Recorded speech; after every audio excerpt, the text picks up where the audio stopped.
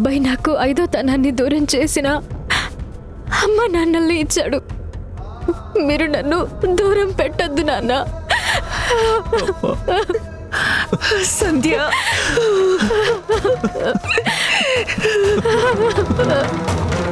ఊరుకోమ్మా, ఊరుకో తల్లి, బాధపడకమ్మా.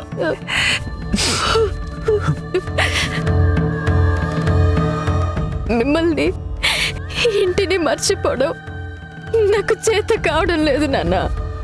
తెలుసమ్మా. మరి తెలిసి ఎందుకు ఇలా చేశారు? తప్పైపోయిందమ్మా, నన్ను క్షమించు. నాన్న మీరేంటి ఇలా? వద్దు నాన్న, మీరెప్పుడు ఇలా చెప్పొద్దు. అమ్మా సంధ్య, ఈ రోజు నువ్వు ఇంటికొస్తే గతాన్ని తలుచుకొని మా కన్నిటికి ఎక్కడ తోడవుతావోనని భయపడి నిన్ను పిలవలేదమ్మా. మా కోసం వచ్చిన నీకు ఏడవటం తప్పలేదు. అమ్మా, పాత జీవితాన్ని నేనే కాదు, ఆకాష్ కూడా మర్చిపోలేకపోతున్నారు. ప్రతి విషయంలో ఆయన మొదటి భార్యని గుర్తు చేసుకుంటున్నారు. ప్రతిరోజు ఆవిడ ఫోటో ముందు దీపం పెడతారు. ఆవిడతో నన్ను పోలుస్తున్నారు, అలా ఉండాలని చెప్తున్నారు. మరి అలాంటప్పుడు నేను మీ అబ్బాయిని గుర్తు చేసుకుంటే తప్పే ఉంది. అదిగాక ఈరోజు మొదటి భార్య తల్లిదండ్రులు వచ్చారని వాళ్ళకి మర్యాదలు చేయడానికి లీవ్ పెట్టి మరీ నన్ను రమ్మన్నారు. నేను అర్జెంటుగా మా ఇంటికి వెళ్ళాలని ఇక్కడికి వచ్చేసాను. అంటే ఈరోజు సూర్య ఆబ్దికమని నువ్వు ఆకాష్కి చెప్పలేదా అమ్మా? ఫోన్లో ఏం చెప్పినా వినే స్టేజ్లో తను లేరు నాన్న. అందుకే ఇంటికి వెళ్ళిన తర్వాత మాట్లాడదాం అనుకున్నాను. ఏంటి తల్లి ఇది? వాళ్ళు వచ్చినట్టు ముందే చెప్పొచ్చు కదమ్మా. ఇంటికి బంధువులు వచ్చినప్పుడు ఇల్లాలు మర్యాదలు చెయ్యాలి. అది పద్ధతి, సంస్కారం. నువ్వు వెళ్ళమ్మా సంధ్య. సరే వెళ్తాను, కానీ మీ ఇద్దరూ ఒక విషయాన్ని గుర్తుపెట్టుకోండి. నేను ఆ ఇంటికి కోడల్ని కాకముందే ఈ ఇంటికి కోడల్నయ్యాను, కూతురుగా మారాను. ఎలాంటి విషయమైనా, ఏ కారణమైనా మీరు నన్ను దూరంగా పెట్టాలని చూసినా, అలాంటి ఆలోచన వచ్చినా నేను ఎప్పటికీ అక్కడికి వెళ్ళను. శాశ్వతంగా ఇక్కడే ఉండిపోతాను.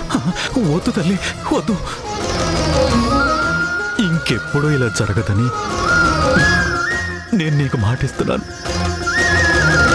సరేనా? సరే నాన్న, వెళ్ళొస్తాను. వస్తానమ్మా.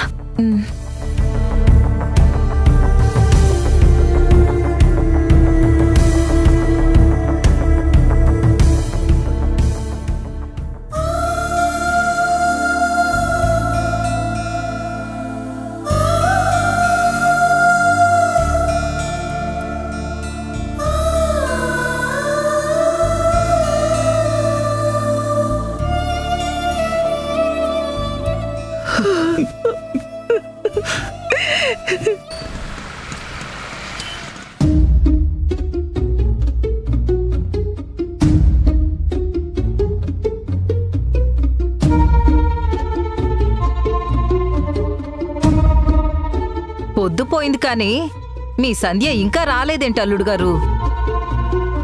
పొమ్మనక పొగబెట్టినట్టు మా మొహాలు చూడ్డం ఇష్టం లేక రాలేదేమో.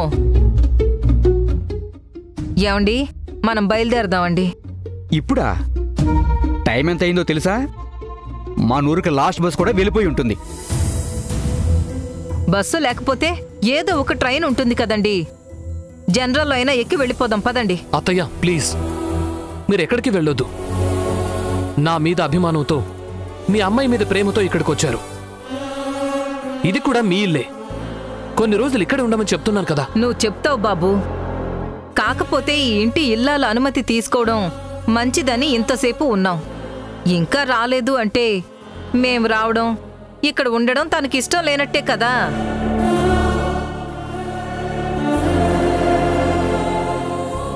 అదిగో ఎవరు వస్తున్నారు. ఆ అమ్మాయేనా?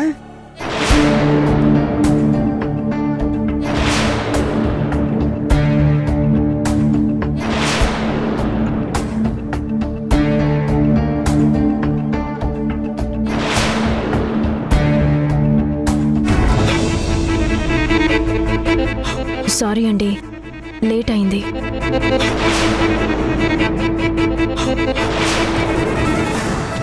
నమస్కారం అండి.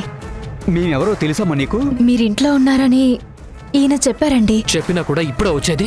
అంటే అమ్మా నాన్న ఇంటి దగ్గర ఆలస్యం అయిందండి. దానికి తోడు ఆటోలు కూడా వెంటనే రాలేదు. ఆ ఇంటి నుండి తొందరగా బయలుదేరితే ఆలస్యం అయ్యేది కాదు. ఇప్పుడేంటి ఆటోల్ని బ్లేమ్ చేస్తున్నావా? ఇంట్లో మా అత్తయ్య మామయ్యలు ఉన్నారని తెలిసి కూడా తొందరగా రావాలన్న కామన్ సెన్స్ మర్యాద ఏం లేవా నీకు?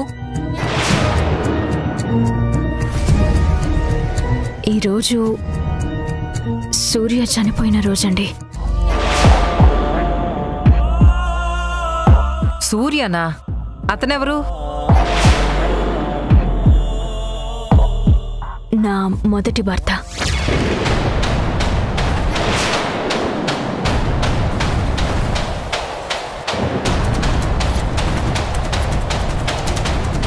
సరిపోయింది.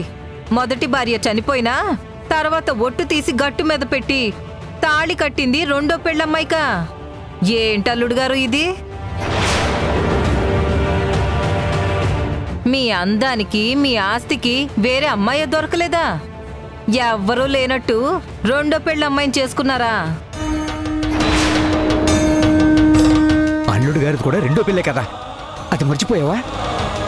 అల్లుడు గారంటే మగాడండి, ఎన్ని పెళ్ళిళ్ళైనా చేసుకుంటాడు. ఆడది అలా చేయొచ్చా? ఎంత పాపం అది. ఆడమగకి పెళ్లిలో తేడా ఉండదండి. ఎందుకంటే ఆడదైనా మగాడైనా పెళ్లితో మొదలయ్యే జీవితం ఒక్కటే కదా. అవును, ఒకటే. కానీ నువ్వు ఆ ఒక్క జీవితాన్ని కూడా లెక్క చేయకుండా చెరి సగం చెయ్యాలనుకుంటున్నావు. అందుకే పాత మొగుడికి తద్దినం పెట్టి కొత్త మొగుడు దగ్గరకు వచ్చావు. మీ అమ్మా నాన్న రమ్మని పిలిచారా, లేక నువ్వే వెళ్ళావా? నా అంతటా నేనే వెళ్ళానండి. అలా వెళ్ళాలి అనుకున్న దానివి ఫోన్ చేసి చెప్పొచ్చు కదమ్మా. కాసేపు ఆఫీస్ వర్క్ అని, ఆ తర్వాత నాన్నకు ఒంట్లో బాలేదని అన్ని అబద్ధాలు చెప్పడం ఎందుకు? అబద్ధాలు చెప్పింది నేను కాదండి. ఆయన ఫోన్ చేసినప్పుడు అర్జెంటుగా మా ఇంటికి వెళ్ళాలని మాత్రమే అన్నాను. చూసావా అమ్మ మా అల్లుడి గొప్పతనం? ఇంటికి చుట్టాలొచ్చారని చెప్పినా పెళ్ళం రాకపోతే మేం ఏం అనుకుంటామో అని నీ పొరపాట్లు కవర్ చేయడానికి అబద్ధం చెప్పారు. అంతేనా అల్లుడు గారు? అయినా పోయిన మొగుడితో పాటు అన్నీ వదిలేసుకోవాలి కానీ ఇలా సంబంధం పెంచుకోకూడదమ్మా. అవునా? అయితే పోయిన మీ అమ్మాయితో పాటు మీరు కూడా ఈ ఇంటితో సంబంధాలు తెంచేసుకోవాలి కదా.